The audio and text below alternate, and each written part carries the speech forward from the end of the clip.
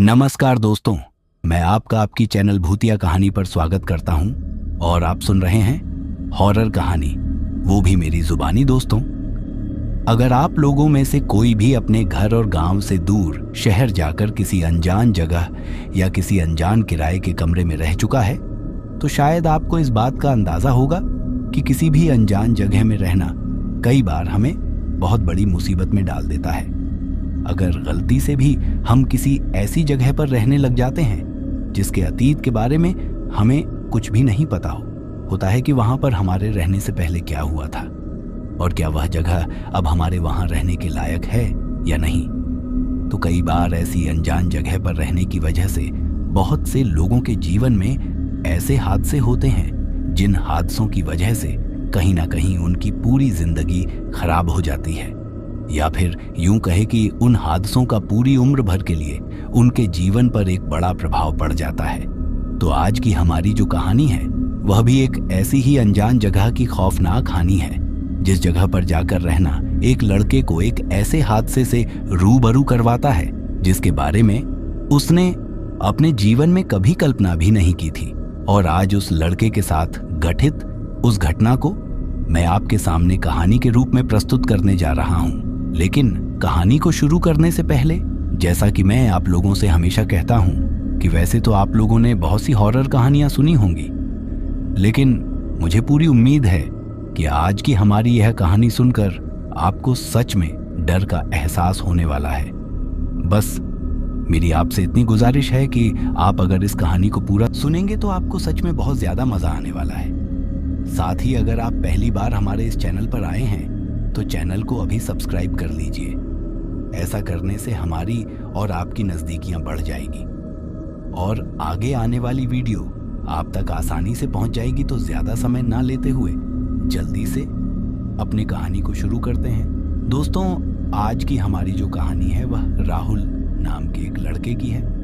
तो चलिए अब ये कहानी राहुल के पॉइंट ऑफ व्यू से सुनते हैं। दोस्तों, मेरा नाम राहुल है और मैं राजस्थान के पाली ज़िले का रहने वाला हूँ। जब ये घटना मेरे साथ हुई उस वक्त मैं अपने घर से बाहर में क्लास पास करने के बाद सीकर अपनी नीट की तैयारी करने के लिए गया था।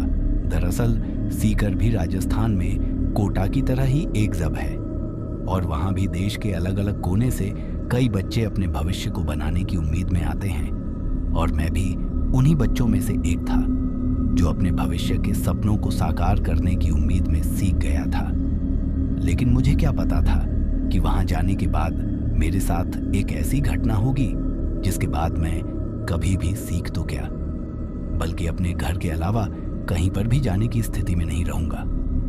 दरअसल जब मैं 12वीं क्लास पास करने के बाद सीकर गया तो वहां पर सबसे बड़ी समस्या यह थी कि मुझे वहां पर रहने के लिए अकेले का कोई किराए का मकान नहीं मिल रहा था और सिर्फ वहां पर रहने का एक ही ऑप्शन था कि हॉस्टल में किराए का कमरा लेकर रहा जाए। तभी मेरे पिताजी ने मुझसे कहा कि कोई बात नहीं, तुम हॉस्टल में रह लो। तभी मैं मेरे पिताजी की बात मानकर अपनी कोचिंग से थोड़ी ही दूर एक हॉस्टल में रहने लगा।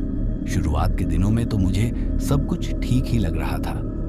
शुरू में तो मुझे कुछ भी ऐसा नहीं लग रहा था जिसकी वजह से मुझे ऐसा महसूस हो कि मेरे आसपास कुछ अजीब चीजें हो रही हैं। लेकिन जैसे ही 1-2 हफ्तों का समय गुजरा तो फिर उस हॉस्टल में मेरे साथ कुछ अजीब चीजें होना शुरू हो गई थी। जब मैं अपना कमरा बंद करके रात को पढ़ाई किया करता था तो उस वक्त मुझे ऐसा लगता था कि जैसे मेरे कमरे के दरवाजे के बाहर कोई इधर से उधर बार जा रहा है।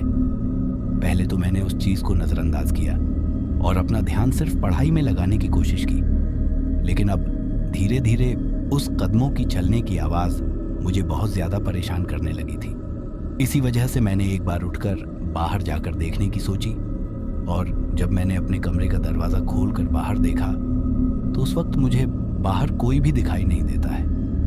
फिर मैं अपने कमरे का दरवाजा बंद करके वापस अपनी कुर्सी पर बैठकर पढ़ाई करने लगता हूँ। जिस दिन से मेरे साथ यह घटनाएं होना शुरू हुई थी उस दिन की उस पहली रात में तो मेरे साथ सिर्फ इतना ही हुआ, लेकिन जैसे जैसे दिन गुजरते गए वैसे वैसे उन घटनाओं का होना भी बढ़ता जा रहा था।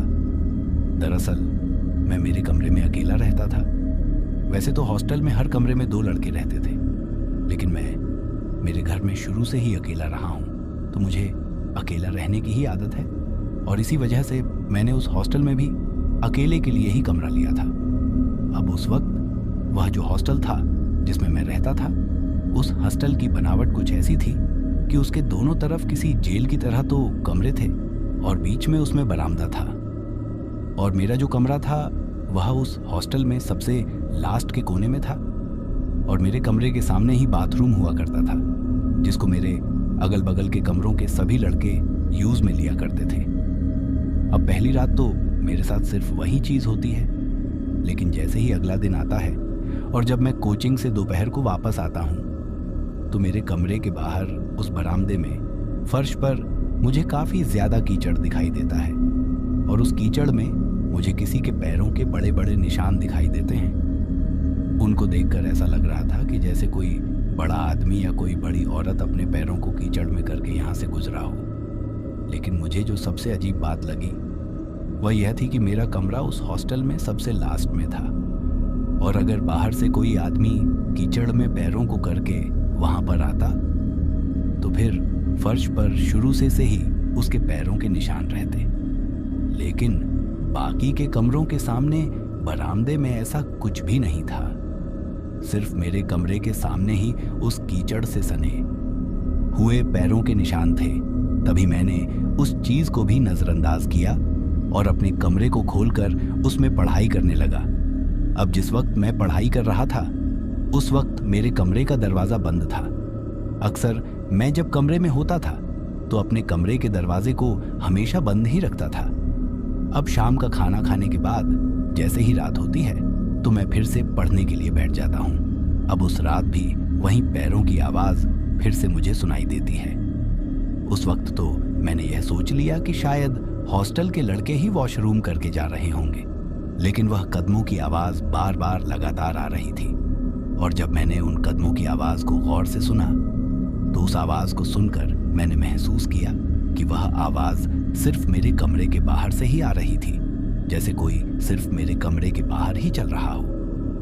उस वक्त जब मैंने घड़ी में टाइम देखा तो लगभग रात के 12:30 रहे थे और पूरे हॉस्टल में बिल्कुल सन्नाटा पसरा हुआ था। अब मुझे मेरे कानों में सिर्फ उन कदमों की आवाज ही सुनाई दे रही थी।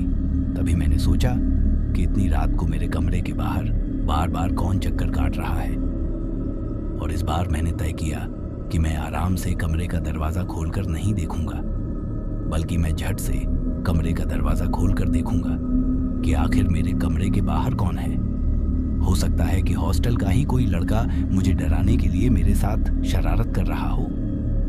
तभी मैं दबे कदमों से अपने बिस्तर के ऊपर से उठा और मेरे कमरे के दरवाजे के पास जाकर खड़ा हो गया, और जैसे ही उन कदमों की आवाज मुझे बिल्कुल मेरे कमरे के दरवाजे के सामने सुनाई देती है तो मैं अचानक से मेरे कमरे का दरवाजा खोल देता हूँ। और दरवाजा खोलने के बाद मुझे जो मेरे सामने दिखाई देता है उसे देखकर मेरी तो हालत ही खराब हो जाती है। मुझे समझ ही नहीं आता है कि यह मैंने क्या देख लिया, और अब मैं डर के 7वें आसमान पर था। लेकिन मैं चाहता था कि मैं मेरे कमरे के दरवाजे को बंद करके उस चीज को ना देखूं। अब मैं मेरे हाथ से उस कमरे के दरवाजे को बंद करना चाह रहा था, लेकिन मेरा हाथ बिल्कुल भी काम नहीं कर रहा था। यहां तक कि मेरे शरीर का कोई भी हिस्सा हिल ही नहीं रहा था। मुझे ऐसा लग रहा था कि जैसे मैं वहीं पर जम गया हूं, और अब मैं आंखें फाड़ फाड़ कर मेरे सामने जो कोई खड़ा था उसे देख रहा था। और यकीन मानो कि अगर वैसे माहौल में उस वक्त अगर ऐसी चीज को कोई भी इंसान देख लेता है तो मेरे हिसाब से तो शायद उसे वहीं पर हार्ट अटैक आ जाएगा और उसकी वहीं पर मौत हो जाएगी।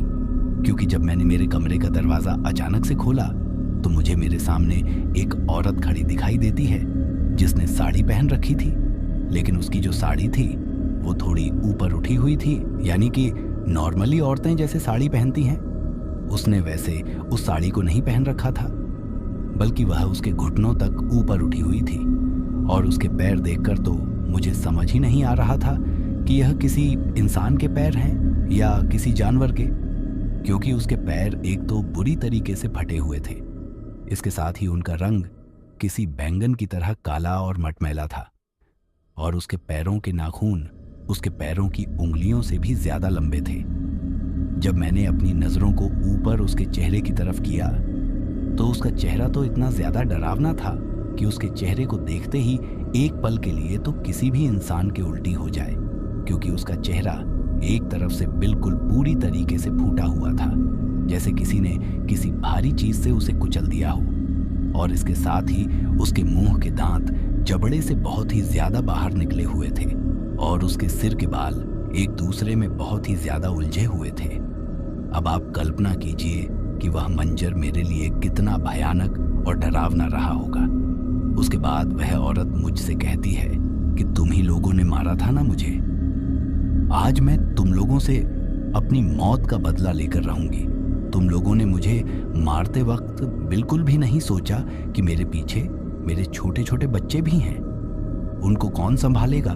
तुम लोगों ने मेरे साथ साथ में पूरे परिवार की भी जिंदगी को बर्बाद कर दिया और अब मैं तुम लोगों को बर्बाद करने के लिए ही वापस आई हूं। और मैं तुमसे अपनी मौत का बदला बिल्कुल उसी तरह लूंगी जिस तरीके से तुम लोगों ने मुझे मारा था।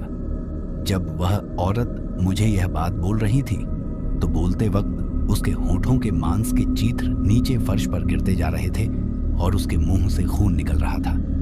मुझे यह बातें बोलते हुए वह औरत अजीब तरीके से गुर्रा रही थी और उसे देखकर मुझे यह समझ आ गया था कि यह कोई इंसान नहीं है बल्कि कोई चुड़ैल या डायन है और शायद इसके साथ यहीं पर कुछ हुआ होगा। तभी ये मुझसे कह रही है कि ये मुझसे अपनी मौत का बदला लेकर रहेगी। उस वक्त मैं कहना तो बहुत कुछ चाहता था, लेकिन मेरे हलक से आवाज भी नहीं निकल रही थी। मैं जोर से चिल्लाना चाहता था, लेकिन चाहते हुए भी मैं चिल्ला नहीं पा रहा था।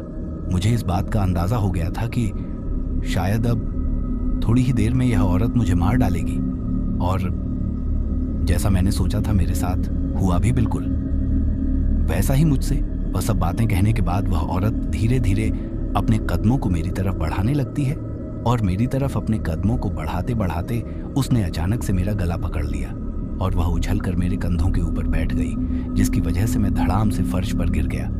अभी वह मेरी गर्दन को इतनी जोर से खींच रही थी कि मुझे ऐसा लग रहा था कि आज यह औरत मेरी गर्दन को उखाड़कर मुझे मार ही डालेगी। लेकिन मेरे फर्श पर गिरने की आवाज इतनी तेज आती है कि मेरे बगल के कमरे से 2-3 लड़के उठकर वहां आते हैं, और जब वह वहां आते हैं तो वह देखते हैं कि मैं फर्श पर गिरा हुआ हूं और अपनी गर्दन को अपने दोनों हाथों से पकड़ रखा है। लेकिन उन्हें उस वक्त मेरे अलावा पूरे कमरे में कोई भी दिखाई नहीं देता है।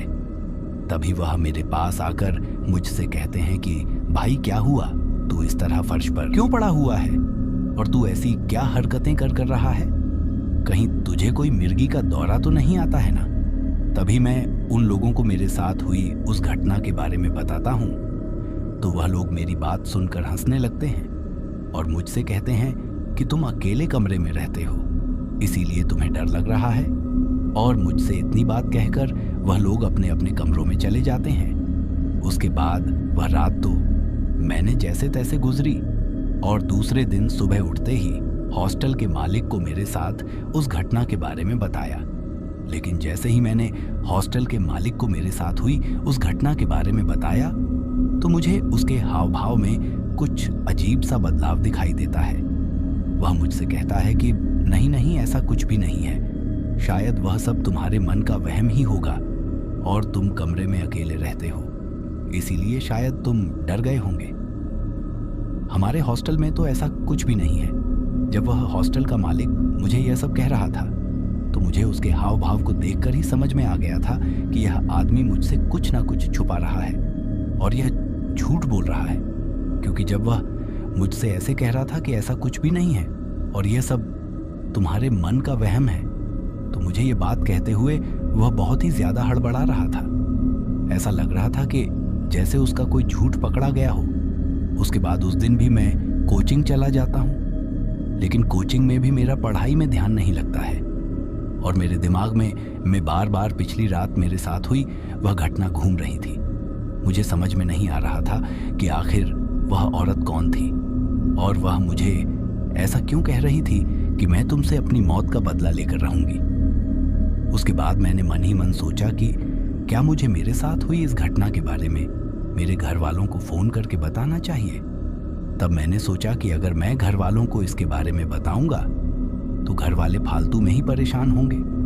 लेकिन मेरा मन अब उस कमरे में रहने के लिए बिल्कुल भी नहीं मान रहा था। तभी उस दिन जैसे ही शाम होती है तो मैं अपने बगल के कमरे वाले लड़कों के पास पढ़ाई करने के लिए चला जाता हूँ। लेकिन रात को लगभग 2 बजे तक पढ़ाई करने के बाद वह दोनों लड़के मुझसे कहते हैं कि देख भाई, अब हम तो सो रहे हैं, सुबह जल्दी उठकर कोचिंग भी जाना है और अब तू भी तेरे कमरे में जाकर सो जा। तभी मैं उन लोगों से कहता हूँ कि यार, मैं मेरे कमरे में जाकर कैसे सो सकता हूँ। कल रात मेरे साथ जो कुछ भी हुआ उसके बाद मुझे एक पल के लिए भी उस कमरे में नहीं रहना। उस कमरे में जाते ही मुझे बहुत ज़्यादा डर लगता है। उसके बाद वह लड़के मुझसे कहते हैं कि अरे ऐसा कुछ भी नहीं है, शायद वह तेरे मन का वहम ही था। तू ऐसा कर कि आज रात तेरे कमरे में ही सो जा, और अगर आज भी तेरे साथ ऐसा कुछ होता है तो फिर इसके बाद हम लोग उस बात को थोड़ा सीरियस लेंगे, और अगर तेरे साथ ऐसा कुछ भी नहीं होता है तो फिर तू ये सोचना कि कल रात को तेरे साथ जो कुछ भी हुआ था वह सब तेरे मन का वहम ही था। तभी मैं उन लोगों की बात मानकर अपने कमरे में आ जाता हूँ और चुपचाप जाकर अपने बिस्तर पर सो जाता हूँ। उन दिनों गर्मियों का मौसम था और रात को सोते वक्त मुझे बहुत ज़्यादा गर्मी लगती है। इसीलिए मैंने लेटे लेटे ही मेरे मन में सोचा कि मैं उठकर मेरे कमरे की खिड़की को खोल देता हूँ। इससे थोड़ी बाहर की ठंडी हवा आएगी तो मुझे इतनी ज़्यादा गर्मी नहीं लगेगी। उस वक्त तक हॉस्टल के मालिक ने कमरों के अंदर पंख नहीं लगा रखे थे। हमने उसे 1-2 बार कहा भी था, पर उसने कहा कि जल्द ही 1-2 हफ्तों में पंखे लगा दिए जाएंगे और अभी तो इतनी गर्मी भी नहीं पड़ रही है, तो तुम लोग थोड़े दिन काम चलाओ। इसी वजह से हम लोगों को रात को सोते वक्त कमरे में बहुत ज़्यादा गर्मी लगती थी और तभी मैंने उठकर उस खिड़की को खोलने का सोचा। अब जैसे ही मैं उठकर उस खिड़की के पास जाता हूँ और उस खिड़की को खोलता हूँ तो खिड़की को खोलते ही मुझे सामने की तरफ एक बड़ा सा ग्राउंड दिखाई देता है, और खिड़की खोल ही उस बड़े से ग्राउंड के अंदर मुझे वही औरत फिर से दिखाई देती है जो कि मुझे अपनी ओर आने का इशारा कर रही थी। और उसे फिर से देखकर मैं काफ़ी ज़्यादा डर जाता हूँ, लेकिन इस बार वह मुझसे काफ़ी दूर ग्राउंड में खड़ी हुई मुझे दिखाई देती है। तभी मैं उस खिड़की को ऐसे ही खुला छोड़कर भागकर अपने बगल वाले रूम में उन लड़कों के पास जाता हूँ और उनसे कहता हूँ कि भाई, तुम जल्दी मेरे साथ चलो। तभी वह लड़के कहते हैं कि अरे यार, सोने दे, सुबह उठकर कोचिंग भी जाना है। तो मैं उनसे कहता हूँ कि एक बार तुम चलो तो सही मेरे साथ, मुझे तुम्हें कुछ दिखाना है। तभी वह दोनों लड़के मेरे साथ मेरे कमरे में आते हैं और फिर मैं उन्हें उस खिड़की के पास लेकर जाता हूँ और उन्हें उस ग्राउंड में देखने के लिए कहता हूँ। तभी वह दोनों खिड़की से उस ग्राउंड की तरफ झांकते हैं और मुझसे कहते हैं कि क्या हुआ, कुछ भी तो नहीं है, वहाँ पूरा ग्राउंड खाली पड़ा है। उसके बाद मैं भी खिड़की से झांककर ग्राउंड में देखता हूँ, लेकिन उस वक्त मुझे वहाँ पर कुछ भी दिखाई नहीं देता है। फिर वह दोनों लड़के मुझसे कहते हैं कि भाई, अब और ज़्यादा परेशान मत करना, हमें सोने दे, सुबह कोचिंग जाना है। और मुझसे इतना कहकर वह दोनों लड़के अपने अपने कमरों में जाकर सो जाते हैं। लेकिन अब मेरे डर का स्तर इतना ज़्यादा बढ़ चुका था कि मैंने सोचा कि मैं गर्मी ही मर लूँगा, लेकिन मैं इस खिड़की को नहीं खोलूँगा। और फिर मैंने उस खिड़की को बंद कर दिया और अपने कमरे के दरवाजे को भी बंद कर लिया और मैं अब बिस्तर पर लेटा हुआ था। लेकिन डर के मारे मुझे नींद नहीं आ रही थी। अभी मैं अपने बिस्तर पर लेटा हुआ था कि तभी मुझे मेरे दरवाजे पर किसी के खटखटाने की आवाज़ सुनाई देती है। मुझे ऐसा लगता है कि जैसे बाहर से कोई मेरे दरवाजे को खटखटा रहा है। तभी मैं कुछ देर तक तो उस चीज़ का कोई भी जवाब नहीं देता हूँ, लेकिन थोड़ी ही देर बाद दरवाजे के खटखटाने की आवाज़ बहुत तेज़ हो जाती है। अब जो कोई भी बाहर था वह बहुत ज़ोर ज़ोर से मेरे दरवाजे को खटखटा रहा था। तभी मैंने हिम्मत करके एक बार आवाज़ लगाई कि कौन है बाहर जो इतनी ज़ोर से दरवाज़ा खटखटा रहा है। लेकिन मेरे इतना कहने पर भी बाहर से कोई आवाज़ नहीं आती है। जब बाहर से किसी की भी कोई भी आवाज नहीं आती है तो मैंने भी सोच लिया था कि मैं दरवाजा नहीं खोलूंगा। लेकिन अब धीरे धीरे वह जो कोई भी बाहर था वह बहुत तेज मेरे दरवाजे को बजाने लगा था। और अब वह जो कोई भी था वह दरवाजे को खटखटा नहीं रहा था, बल्कि वह दरवाजे पर बहुत जोर जोर से मार रहा था। और यह सब होने के बाद में बहुत ही ज्यादा डर गया था। मेरे पूरे बदन में पसीना आने लगा था। मुझे ऐसा लग रहा था कि जैसे शायद बाहर वही चुड़ैल या डायन है जो आज इस दरवाजे को तोड़कर मुझे जान से मार देगी। तभी मैंने फटाफट अपने फोन को ढूंढना शुरू किया और अपने घर पर अपने पापा को फोन मिलाया और उन्हें तुरंत फोन करके कहा कि आप हॉस्टल के मालिक को कहिए कि वह तुरंत मेरे कमरे में आए, यहाँ पर मेरे साथ कुछ भी ठीक नहीं हो रहा है। तभी पापा ने मुझसे पूछना चाहा कि क्या हुआ तुम्हारे साथ। तभी मैंने उनसे कहा कि ज्यादा टाइम नहीं है, आप तुरंत हॉस्टल के मालिक को फोन करके बोलिए कि वह मेरे पास आए। तभी कुछ ही देर बाद मेरे पापा का मेरे पास वापस फोन आता है और वह मुझसे कहते हैं कि हॉस्टल का मालिक तो फोन ही नहीं उठा रहा, शायद वह सो गया होगा। तभी मैंने फोन पर सारी बात पापा को बताई और मेरी बात सुनने के बाद वह बहुत ही ज्यादा घबरा गए और उन्होंने कहा कि मैं अभी वहां पर आ रहा हूं। तभी मैंने पापा से कहा कि पापा आप कैसी बातें कर रहे हो, जब तक आप यहाँ आओगे तब तक तो सुबह हो जाएगी और तब तक बहुत देर हो जाएगी। ये जो कोई भी मेरे कमरे के बाहर है ये बहुत तेज तेज कमरे के दरवाजे को मार रहा है, जैसे कि ये दरवाजे को तोड़ ही देगा। तभी मुझे और मेरे पापा को बात करते हुए शायद मेरी मम्मी सुन लेती हैं और वह पापा से पूछती है कि क्या हुआ।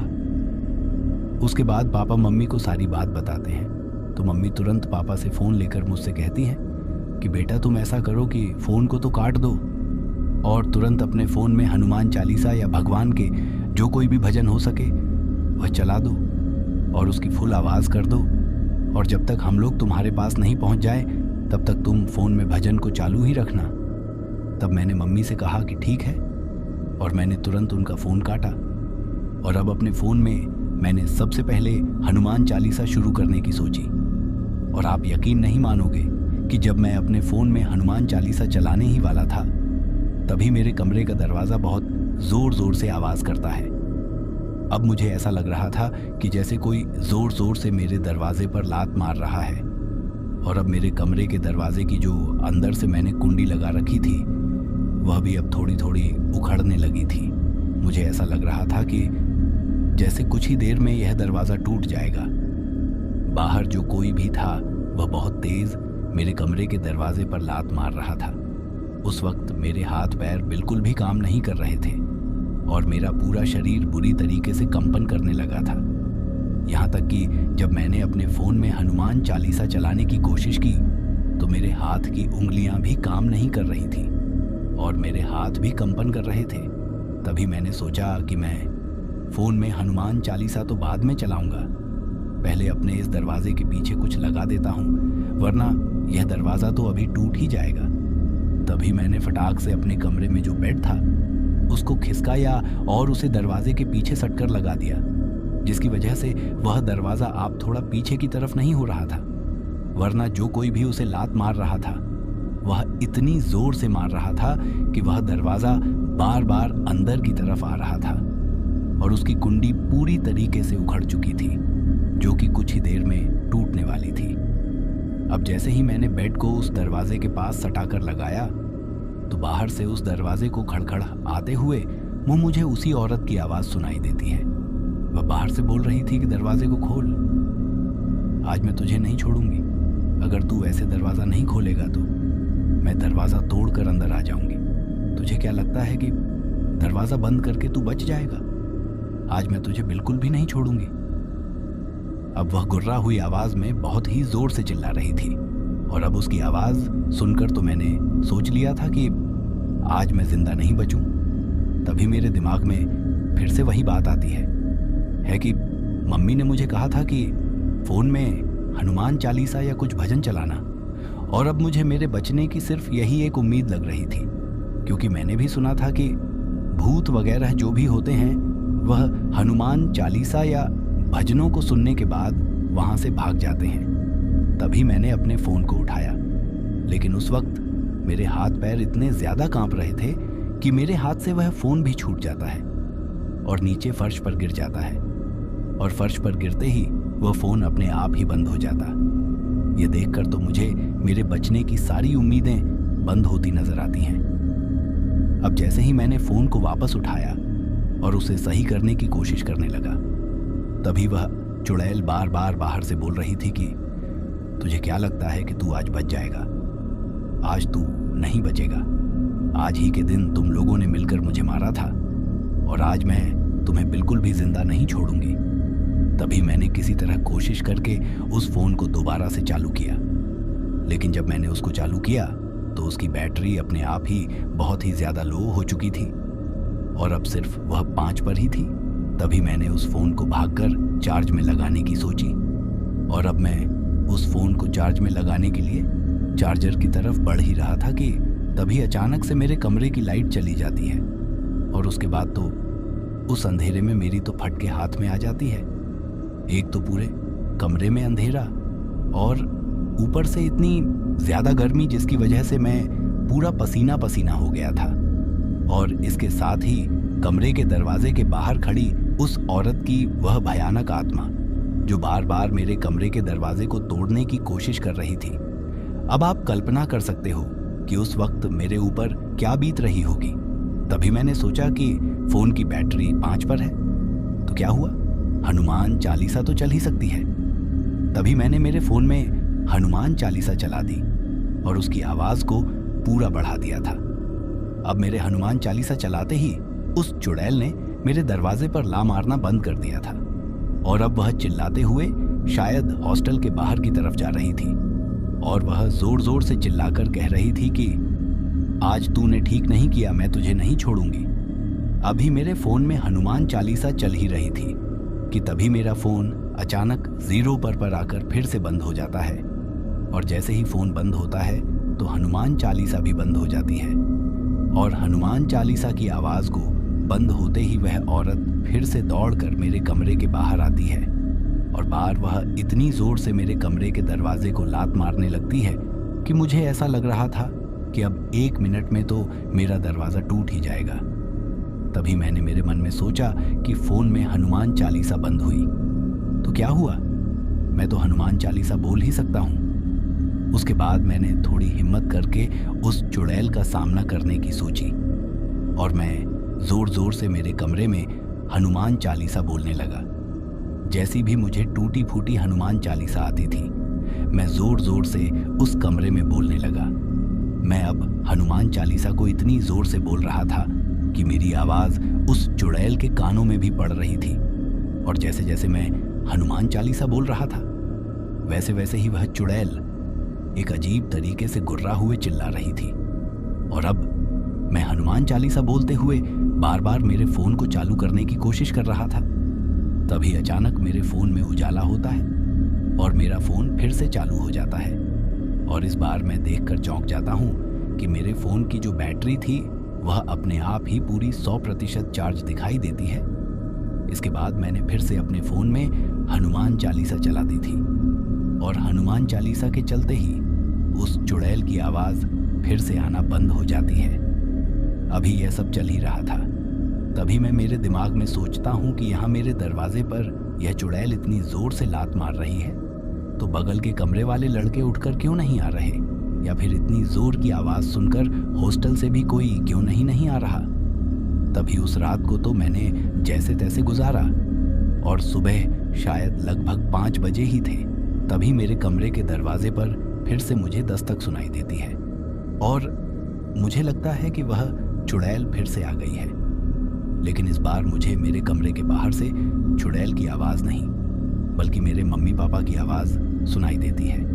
लेकिन उनकी आवाज को सुनने के बाद भी मैंने दरवाजा नहीं खोला, क्योंकि मैंने सुना था कि यह जो भूत प्रेत और चुड़ैल वगैरह होती है ये किसी भी इंसान की आवाज निकाल सकती है। लेकिन उस दिन सच में मेरे कमरे के बाहर मेरे मम्मी पापा ही थे, और उनके बार बार मुझे आवाज लगाने के बाद भी जब मैंने दरवाजा नहीं खोला तो उन्हें मेरी बहुत ज्यादा चिंता होती है, और फिर वे मेरे फोन पर फोन करते हैं और जब मैंने उनका फ़ोन उठाया तो वह मुझे कहते हैं कि हम लोग तेरे कमरे के बाहर हैं, तू दरवाज़ा क्यों नहीं खोल रहा। तो मैंने कहा कि मैं कैसे मान लूँ कि आप मेरे कमरे के बाहर हो। तो फिर उन्होंने मुझे वीडियो कॉल किया और मुझे दिखाया कि देख, हम लोग तेरे कमरे के बाहर ही खड़े हैं। फिर मैंने दरवाज़ा खोला और दरवाज़ा खोलते ही मैंने देखा कि बाहर की तरफ मेरे मम्मी पापा ही खड़े थे। और मेरे मम्मी पापा को देखते ही मैं फूट फूट कर रोने लगता हूँ और मैं भागकर मेरी मम्मी को गले लगा लेता हूँ। उसके बाद मेरे रोने की आवाज़ सुनकर मेरे बगल के कमरे वाले लड़के भी उठकर बाहर आ जाते हैं और वह मुझसे पूछते हैं कि भाई क्या हुआ। तो मैं उन लोगों के ऊपर गुस्सा करते हुए कहता हूँ कि कल रात मेरे साथ इतना कुछ हुआ और इतनी आवाज़ों को सुनने के बाद भी तुम लोग अपने कमरों से बाहर निकाल कर नहीं आए। तो उन्होंने मुझसे कहा कि भाई हमें तो कुछ भी सुनाई नहीं दिया, हम तो चुपचाप शांति से सो रहे थे, हमारे कानों में तो किसी भी तरह की कोई आवाज़ सुनाई नहीं दी।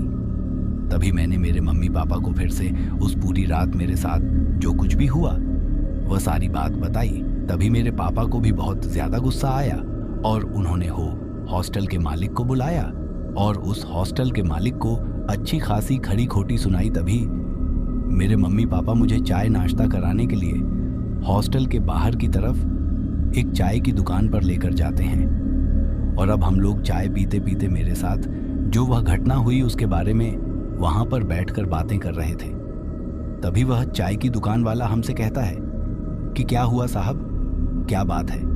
तभी मेरे पापा उस चाय वाले को सारी बात बताते हैं कि हमारा लड़का इस तरह इस हॉस्टल में रहता है और उसके साथ यह घटना हुई।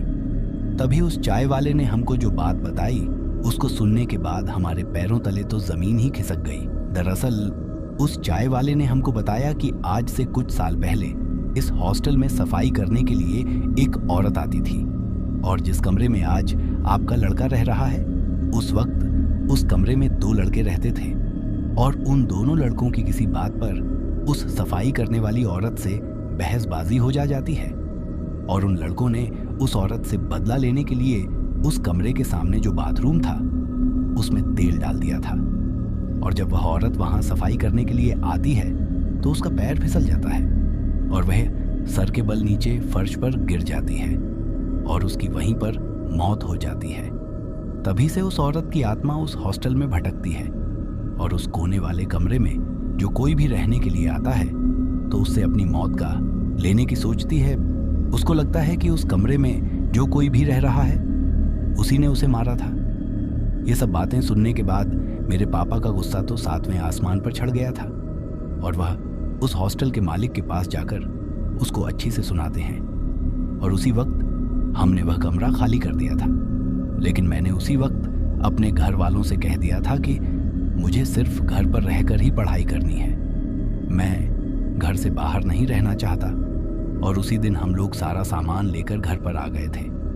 लेकिन घर आने के बाद भी मैं काफ़ी दिनों तक बीमार पड़ गया था। तभी कुछ लोगों ने मम्मी पापा को बताया कि उस औरत की आत्मा ने अब तक भी मेरे ऊपर असर कर रखा है और फिर उसके बाद घर पर ही मेरा कई दिनों तक इलाज करवाया जाता है, जिसके बाद मैं थोड़ा ठीक होता हूँ। जब मैंने कुछ दिनों बाद उस हॉस्टल के लड़कों से फ़ोन पर बात की तो उन्होंने मुझे बताया कि मेरे आने के बाद उनको भी उस हॉस्टल में बहुत ज़्यादा डर लगता था और इसी वजह से धीरे धीरे सभी लड़कों ने उस हॉस्टल को खाली कर दिया था और अब तो शायद बम हॉस्टल बंद भी हो गया है। तो दोस्तों, ये थी हमारी आज की कहानी आपको कैसी लगी कमेंट बॉक्स में कमेंट करके ज़रूर बताना। फिलहाल चलता हूँ, बस आप अपना और अपने परिवार का ख्याल रखें और अगर अभी तक भी चैनल को सब्सक्राइब नहीं किया है तो कृपया करके चैनल को सब्सक्राइब कर लीजिए। आपका यह छोटा सा सहयोग हमें आपके लिए ऐसी ही कहानियाँ लाने के लिए प्रोत्साहित करता है।